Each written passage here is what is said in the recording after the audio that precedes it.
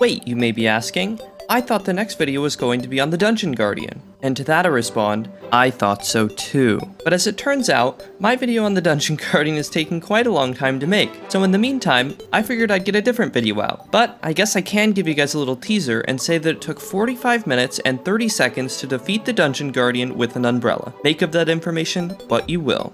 So getting into today's topic, as many of you may know, the die trader has an option to give strange plants in return for a random die, and the angler has an option to give him special fish in return for mostly random rewards. Both of these actions are considered quests by the game if you're going off the rarity color of the items that you turn in. The die trader quest rewards are chosen from a pool of 33 potential options, assuming that you've beaten Moonlord and the Martian Madness in your world, and the angler quest loot is chosen from a pool of 38 potential rewards, with a few of them being guaranteed at a certain number of quests completed. So what I want to do today is pretty simple. I want to find out how many quests it'll take on average to get all of the possible rewards from these two NPCs. Conducting this experiment will actually be pretty easy. All I need to do is turn in a bunch of quests until I have all the possible rewards, then I can repeat the process a few more times so that I can find the average number of quests needed. So without further ado, let's get into the results. Starting with the die trader, you can see on the screen how many plants it took every time I conducted the experiment, and I must say that the results kind of surprised me. The range of values was quite a bit larger than I expected, and the overall number of plants taken was also higher than I thought it would be. The actual average worked out to be 140 plants, so it doesn't seem very likely to me that you'd be able to get all of the different dies in a normal playthrough of the game, especially since 1.4 changed strange plants to be a hard mode exclusive item. It seems that you'd have to go out of your way to farm for these plants or play in journey mode so that you can research them, but as you probably guessed, this is actually the easier of the two NPCs to get all the quest rewards from. When I started out testing the angler quests, I figured it would take 100, maybe 200 quests to get all the rewards, but oh boy was I wrong. See,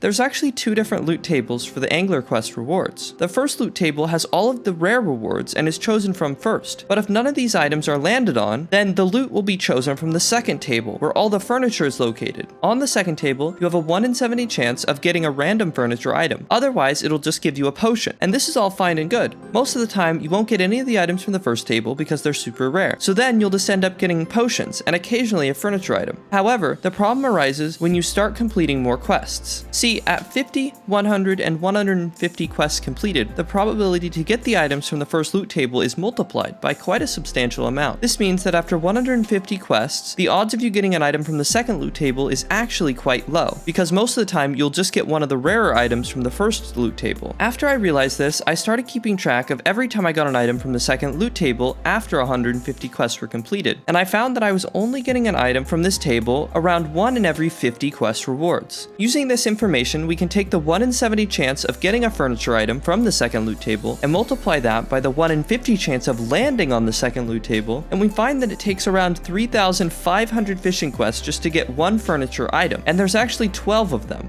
Okay, pause real quick. While editing this video, it occurred to me that each furniture item might actually be rolled separately. So for example, instead of having a 1 in 70 chance to get any furniture item, you might have a 1 in 70 chance for every furniture item, which would drop the chance from 1 in 70 to 12 in 70, or around 17% to get a furniture item, which would make the average number of quests required around 291 instead of 3,500. However, this is still a ridiculous number, so either way, these furniture items are super annoying to get.